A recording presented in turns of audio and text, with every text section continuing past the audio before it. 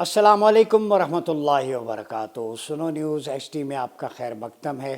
ناظرین، کل کا دن پاکستان کی تاریخ میں انتہائی اہمیت کا حامل ہے، جو گزشتہ کل ہے 22 دسمبر۔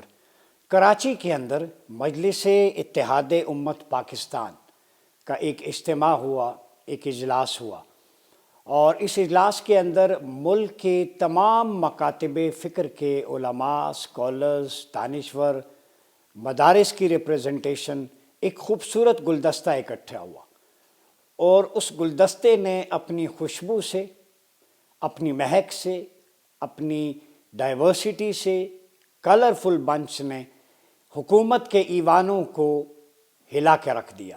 ایک زلزلے کی کیفیت ہے اس وقت پورے ملک میں، چونکہ وہاں سے جو صدا بلند ہوئی ہے وہ کسی طور بھی اسٹیٹس کو اور اشرافیہ کے لیے قابل قبول نہیں ہے۔ جی ہاں، میں اس مجلس اتحاد امت پاکستان کے اعلامیے کی بات کر رہا ہوں۔ 10 نکات سامنے آئے ہیں، اور یہ 10 نکات آج سامنے آئے ہیں، اور تکمیل پاکستان موومنٹ سال ہا سال سے نفاذ شریعت، خلافہ علی منہاج النبوہ کے نظام کی بات کر رہی ہے کہ یہ جمہوریت جبر ہے، مجبوریت ہے، بوسیدہ لاش بن چکی ہے، اسے ٹھکانے لگانے کا وقت آ گیا ہے، یہ گاربیج بن گیا ہے، اسے جلانا پڑے گا۔ 77 سال سے وہی لوٹ مار، دھن دھونس، دھاندلی زدہ الیکشن، وہی جاگیردار، سرمایہ دار وڈیرے مسلط ہوتے رہے، عوام کے لیے، اسلام کے لیے کوئی قانون سازی نہیں ہوئی۔ تو اس کا اعادہ ایک تازہ ہوا کا جھونکا میں سمجھتا ہوں آیا ہے۔ میں ایک ایک شق کو آپ کے سامنے رکھ کے اس پہ پھر ہم اس کو انٹرپریٹ بھی کریں گے۔ تمام مکاتب فکر کے علماء اور دینی جماعتوں کا اجتماع مندرجہ ذیل امور پر مکمل اتفاق رائے رکھتا ہے، اور یہ بڑی انٹرسٹنگ چیز ہے۔ یہاں پر میں نام لے لوں، مختلف مکاتب فکر سے مراد جماعت اسلامی، تنظیم اسلامی، اہل سنت میں سے Deobandi school of thought, Barelvi school of thought, اسی طرح جعفری اسکول آف تھاٹ، اہل حدیث اور سلفی اسکول آف تھاٹ، جتنے بھی علماء تھے وہ اکٹھے تھے، جیسے 73 کے آئین میں اکٹھے ہوئے تھے۔ تو اسلام کے لیے ان سب کا اکٹھا ہونا بڑا خوش آئند ہے، اور اگر یہ ان کی نیت یہ فروٹفل ہو جائے، امپلیمنٹ ہو جائے، تو اس سے بڑی اور کوئی بات نہیں۔ سب سے پہلے تو یہ اپریسیشن ہے کہ دین پر، قرآن و سنت پر سارے اکٹھے نظر آئے ہیں، اور یہ بہت خوبصورت بات ہے، اور عوام تک اس کا میسج بہت لاؤڈ اینڈ کلیئر ہے، اور اس کا امپیکٹ بھی جانا چاہیے۔ نمبر 1، انہوں نے کہا جی آئین پاکستان کی دفعہ 277 کی روح سے حکومت پر لازم ہے کہ قرآن و سنت کے مطابق قوانین بنائے، اور کوئی قانون قرآن و سنت کے خلاف نہ بنائے۔ یہ 277 انہوں نے قانون سے پکڑا ہے۔ آئین جو میں کہتا تھا 2 سال سے ہم تکمیل پاکستان کہ آئین تو ہے لیکن اس کی امپلیمنٹیشن نہیں ہے، آئین تو ہے مگر اس کی اپلیکیشن مفقود ہے، آئین تو ہے مگر عملاً سسپینڈ ہے۔ وہی ان علماء نے کہا کہ آرٹیکل 277 یہ کہتا ہے کہ حکومت پر لازم ہے کہ وہ ملکی قوانین کو قرآن و سنت کے مطابق بنائے، جبکہ یہاں پر ملکی قوانین قرآن و سنت سے متصادم بھی ہیں۔ تو یہی جو کرکس ہے جو تکمیل پاکستان نے دیا، یہ آواز ان تک پہنچی، اور وہ بھی یہ مطالبہ کر رہے ہیں۔ اسلامی نظریاتی کونسل نے اپنی سفارشات تیار کی ہوئی ہیں، آئین کی روح سے ان کو پارلیمنٹ میں پیش کر کے قانون سازی حکومت کی ذمہ داری ہے۔ ہم نے اپنے پروگرام مدینہ ثانی نظام حکومت میں چیئرمین اسلامی نظریاتی کونسل کو بلایا، اور سنو ٹی وی کو یہ اعزاز حاصل ہے کہ 2 مسلسل قسطیں اسلامی نظریاتی کونسل کی ریکمنڈیشنز پہ، ہسٹری پہ، فائنڈنگز پہ، ان کے ماضی، حال اور مستقبل پہ ہم نے کی ہیں۔ پورا ایکیڈیمک ڈیبیٹ، اور سارے ممبران وہاں پہ اسکالرز موجود تھے، اور وہی بات ہم نے کی تھی کہ آپ کی کتنی ریکمنڈیشن پینڈنگ ہیں اور پارلیمنٹ قانون سازی کیوں نہیں کرتی۔ اب تک پارلیمنٹ میں وہ ریکمنڈیشنز پیش نہیں ہوئی۔ اندازہ لگائیں آپ، اسلام سے متعلق ریکمنڈیشن کے لیے وقت نہیں ہے، باقی چیزوں کے لیے۔ تو انہوں نے کہا کہ نفاذ شریعت کو اولیت دے، یہ سفارشات پارلیمنٹ میں پیش کر کے ان کے مطابق قانون سازی کی جائے۔ تو پارلیمنٹ میں جو پینڈنگ ریکمنڈیشن ہے اسلامی نظریاتی کونسل کی، وہ پیش کی جائیں اور اس کے مطابق قانون سازی کی جائے، ورنہ اس ادارے کے قیام کا مقصد فوت ہو جاتا ہے۔ اسلامائزیشن آف پاکستان اس لیے بنایا گیا تھا۔ دوسرا، انہوں نے کہا ملک میں اسلامی قوانین کے جاری اور غیر اسلامی قوانین کے خاتمے کے لیے مؤثر ترین ادارہ وفاقی شرعی عدالت اور سپریم کورٹ کا شریعت ایپلیٹ بینچ ہے۔ وفاقی شرعی عدالت اور شریعت ایپلیٹ بینچ جو سپریم کورٹ کا ہے، آئین کی روح سے وفاقی شرعی عدالت میں 3 علماء یا اسکالرز جج ہونے چاہیے۔ یہ بات میں نے اپنے کئی ویلاگز میں کہی تھی، ریکمنڈیشنز میں، کہ جب تک آپ وفاقی شرعی عدالت میں اسلامک لاء کے ایکسپرٹ نہیں بٹھائیں گے، جو شریعہ اکیڈمی سے، اسلامک یونیورسٹی سے اسلامک لاء اینڈ شریعہ کا کورس جنہوں نے کیا ہوا ہے وہ اسکالرز ہوں، دین کا بھی علم ہو، قانون کا بھی، شریعت کا بھی، تو اس وقت تک مسائل حل نہیں ہوں گے۔ یہی بات اتحاد امت کمیٹی کہہ رہی ہے، بالکل درست ہے۔ لیکن یہ عرصہ دراز سے عدالت علماء ججوں سے خالی ہے، اسکالرز کوئی نہیں وہاں بیٹھتے۔ جس مقصد کے لیے وہ عدالت بنی اس سبجیکٹ کا بندہ ہی وہاں پہ نہیں ہے، آپ اندازہ لگا لیں کتنی باریک واردات ڈالی جا رہی ہے۔ علماء درست کہہ رہے ہیں۔ نیز شریعت ایپلیٹ بینچ میں بھی علماء کی موجودگی ایک سوالیہ نشان ہے، اور شاید یہی وجہ ہے ان عدالتوں کی طرف رجوع کی شرح بہت کم ہو گئی ہے۔ یہ اجتماع مطالبہ کرتا ہے کہ آئین کے مطابق علماء ججوں کا تقرر اسکالرز کا ہونا چاہیے، بالکل درست۔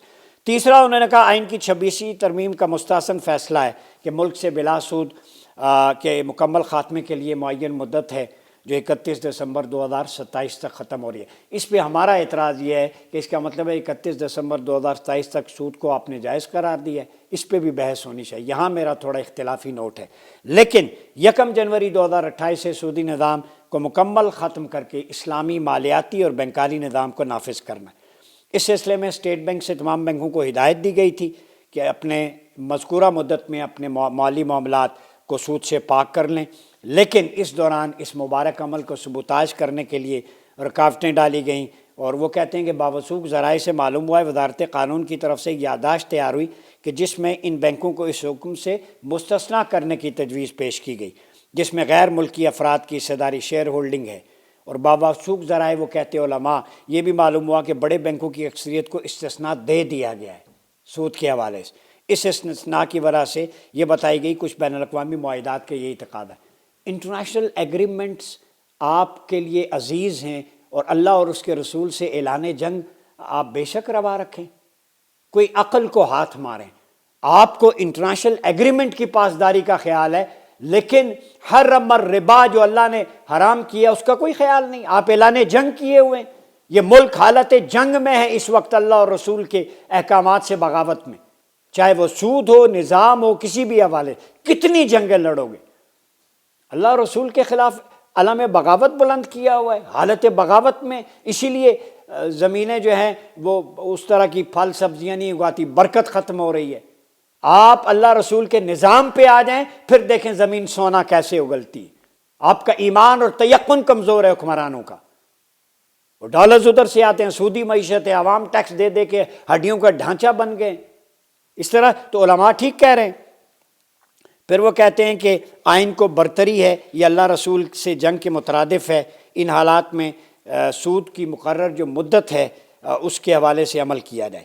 چوتھی انہوں نے کہا کہ 87ویں ترمیم منظور کی گئی، عدلیہ کی آزادی پر قدغن ہے، لیکن ایک بات قرآن و سنت سے متصادم ہے کہ صدر مملکت اور دیگر جو اعلیٰ منصبوں پر فائز ہیں ان کو تاحیات ہر قسم کی فوجداری کارروائی سے استثناء حاصل ہے۔ اس کا مطلب ہے کہ ہر قسم کی باز پرس سے آزاد ہیں۔ یہ سننا قرآن و سنت اور تعامل صحابہ کے خلاف ہے۔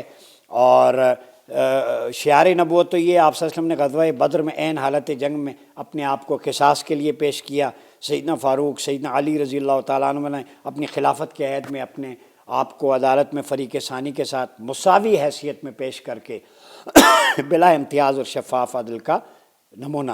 پھر انہوں نے بنیان و مرصوص میں کامیابی پر افواج پاکستان کو مبارکباد دی، اور پھر انہوں نے کہا کہ اسلام آباد دارالحکومت کے لیے ایک علاقے کے لیے ایکٹ نمبر 11 نافذ کیا گیا۔ یہ بڑا امپورٹنٹ ہے۔ 18 سال سے کم عمر لڑکے لڑکی کے نکاح کرانے والے کو قابل سزا جرم ہے، اور اس کے لیے سخت سزائیں مقرر کی گئی ہیں۔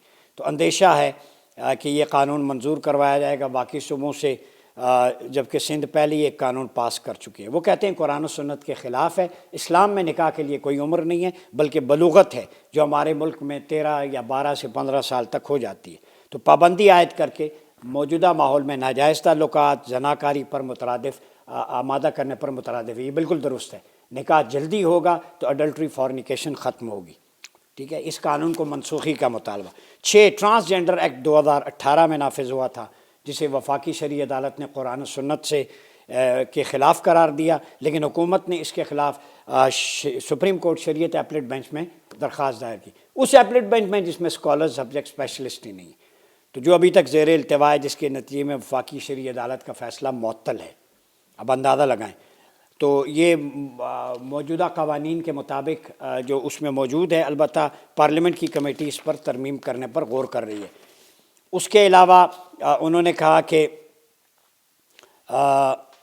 ٹرانسجنڈر کی اصطلاح جس کے معنی مغرب کی طرف سے، اس کا خنثی سے کوئی تعلق نہیں، جو نیچرلی اپنی اس پہ پیدا ہوا ہے خواجہ سرا، وہ تو الگ بات ہے، لیکن ٹرانسجنڈر کا مطلب ہے کہ کوئی شخص اپنے مذکر یا مؤنث ہونے کا فیصلہ حیاتیاتی تخلیقی بنیاد پر نہیں، اپنی پسند یا ناپسند کی بنیاد پہ کرتا ہے۔ تو اب قرآن سے متصادم ہے، لا تبدیل لخلق اللہ، اللہ نے جیسا بنایا ویسا ہی ہوگا، ٹھیک ہے۔ تو یہ قدرت کے عمل میں مداخلت ہے، یہ ٹرانسجنڈر کا یہ معنی ہے۔ تو اگر کوئی پیدائشی جس طرح ہے اللہ کی تخلیق پہ، تو وہ خنثی مشکلہ، ان کا نماز معاملات سارے وہ شریعت میں حقوق پورے واضح ہیں، لیکن ٹرانسجنڈر یہ ہے کہ میری مرضی میں عورت بن جاؤں، کسی عورت کی مرضی وہ مرد بن جائے، یہ اللہ کی تخلیق میں خلق میں انٹرفیرنس کے مترادف ہے، یہ حرام ہے۔ پھر اجتماع نے کہا کہ شریعت کے نفاذ کے لیے پرامن جد و جہد واحد راستہ ہے، مسلح جد و جہد نہ موجودہ حالات، نہ اسلام، نہ مسئلے شریعت کا تقاضا ہے۔ بیرونی طاقتیں اسلام ملک کو کمزور کر رہی ہیں اور تقسیم پر تلی ہوئی ہیں، ٹھیک ہے۔ اسلام اور قومیت کے نام پر مسلح جد و جہد نہیں ہو سکتی، ہم ان کارروائیوں کی مذمت کرتے ہیں، بڑا زبردست۔ حکومت سے مطالبہ کرتے ہیں کہ جائز مطالبات، ان شورشوں کو ختم کرنے کے لیے ان پر عمل کرے اور حکمت و تدبر سے حل۔ 8واں انہوں نے کہا پاکستان افغانستان کے حالات پر تشویش ہے، دونوں ملکوں کے مفاد میں نہیں ہے، اسلام دشمن قوتوں کو فائدہ پہنچے گا۔ ہم امارت اسلامی افغانستان سے پرزور مطالبہ کرتے ہیں اپنی سرزمین کو مفسد گروہوں اور طبقات کی آماجگاہ نہ بنائے، دستیاب سہولتوں سے فائدہ اٹھا کر پاکستان میں تخریبی کارروائیاں اور دہشت گردی کر رہے ہیں۔ افغانستان کو بھی انہوں نے کہا کہ یہ بند کرو۔ قوموں اور ملکوں کے معاملات مکالمے سے حل ہوتے ہیں، اور ان کا بات چیت کے ذریعے کوئی پیکیج بنایا جائے۔ دریں اثنا انہوں نے کہا کہ ہم اس میں رول پلے کرنے کے لیے تیار ہیں۔ تو دہشت گردی کی بھی مذمت کی، افغانستان کو بھی انتباہ جاری ہوا۔ تو 9 نمبر پہ انہوں نے کہا دینی مدارس اور جامعات کے ساتھ کیا گیا جو میثاق ہے، اس کی بنیاد پر نہ آنے والے قانون لفظاً مانن عمل ہوں، اس پر رکاوٹیں نہ ہوں، ٹھیک ہے۔ عصری تعلیم بھی ہمارے یہاں سب کچھ ہے، ہم فیس نہیں لیتے، جبکہ یونیورسٹیاں باقی لوگ لیتے ہیں، پھر بھی ہم تنقید کا نشانہ بنتے ہیں۔ مدارس اسلام اور پاکستان کا حسن ہے، یہ میرے خیال میں 2 ٹوک پیغام ہے۔ 10واں انہوں نے بیت المقدس اور فلسطین کی جد و جہد کی دل و جان سے نہ صرف حمایت کی ہے بلکہ ہر مسلمان کو اس کا فریضہ سمجھا ہے۔ ظاہری جدب ان کا جنگ بندی ہو گئی، لیکن اسرائیل بے گناہوں کو نشانہ پہنچا رہا ہے، امدادی سامان میں رکاوٹیں ڈال رہا ہے، ٹھیک ہے۔ تو مطالبہ کیا جا رہا ہے کہ وہ اپنی فوجیں وہاں بھیج کر غیر مسلح کریں۔ مدت مسلمان حکومتیں سے انکار کر چکی ہیں، پاکستان پر دباؤ ہے تو وہ کہہ رہے ہیں غزہ فوج نہیں بھیجنی چاہیے، یہ منصوبہ ابراہم ایکارڈ کے تحت پاکستان کو انوالو کر کے خراب کرنا ہے۔ تو ہم فلسطینیوں کے ساتھ کھڑے، اسرائیل کے ساتھ نہیں کھڑے۔ تو اس میں مولانا تقی عثمانی، مولانا فضل الرحمان، یاسین ظفر، ریاض سے نجفی، مفتی منیب صاحب، حفیظ جلندری، شجاع الدین شیخ، سید حامد سعید کاظمی، عبدالغفور حیدری، راشد شومرو، ابو الخیر زبیر، ابتسام الہی ظہیر، عبدالحق ثانی، نور الحق قادری اور دیگر، مولانا محمد یوسف، بڑے اکابرین موجود تھے۔ یہ 10 نکات میں نے آپ کے سامنے رکھ دیے۔ لب لباب یہ ہے کہ کچھ بڑا ہونے والا ہے، کیونکہ جس طریقے سے وہاں سے آوازیں بلند ہوئیں، اس میں اکثر جو 10 نکات ہیں 1-2 ایمنڈمنٹس کے ساتھ میں سب سے اتفاق کرتا ہوں۔ یہ پورے پاکستان کا، عوام کا، ہر مومن کا، مسلمان کا دیرینہ مطالبہ ہے کہ آپ جب تک قرآن و سنت کے تابع نہیں ہوتے، آپ کے مسائل کبھی حل نہیں ہوں گے۔ چند خاندانوں نے اس قوم کو، اس ملک کو، آئین کو یرغمال بنایا ہوا ہے۔ تو پہلے تو آئین سے عوام جو ہے وہ قبضہ چھڑائیں، وہ پرامن جد و جہد کی بات کی گئی ہے۔ میرے خیال میں 38 جو ہزار مدارس ہیں، اس کے اندر لاکھوں کی تعداد میں 30-40 لاکھ طلباء پڑھ رہے ہیں، اور 30-40 لاکھ طلباء سے مراد 30-40 لاکھ گھر ہیں، خاندان ہیں۔ تو ان کو ملٹی پلائی کریں تو میں نے کیلکولیشن نکالی ہے 3 سے 4 کروڑ لوگ جو دینی اداروں اور مدارس سے وابستہ ہیں، 5 کروڑ، ٹھیک ہے، 1/4 کر لیں، 1/5 آف دا پاپولیشن کم از کم، تو 1/5 آف دا پاپولیشن جب دینی حلقوں سے وابستہ ہے تو وہ اپنے ووٹ کے ذریعے اکٹھے کیوں نہ ہوں۔ علماء سے گزارش ہے، آپ کل وہاں بیٹھے تھے تو ایک لائے عمل متفقہ دیتے کہ ہم نے یہ پیکج دینا ہے، تو نفاذ شریعت کے لیے امپلیمنٹیشن جو سعد نذیر صاحب نے تکمیل پاکستان نے دیا ہے، خلافہ علی منہاج النبوہ، جس میں قاضی الحسبہ، مظالم، شورا، ٹھیک ہے، خلیفہ، اس کی پارلیمنٹ، بی ڈی سسٹم، پورا سٹرکچر ہم دے چکے ہیں۔ تو علماء سے گزارش ہے اس کا بھی مطالعہ کریں، ایک ایجنڈے پہ اکٹھے ہو جائیں کہ پاکستان اسلام کے نام پہ بنا تھا، یہاں پر اسلام ہوگا، ویلفیئر ہوگی، تب مسائل حل ہوں گے۔ اپنا بہت خیال رکھیے، اپنے میزبان ڈاکٹر عمر ایاز عباسی کو اجازت دیجیے، اللہ حافظ۔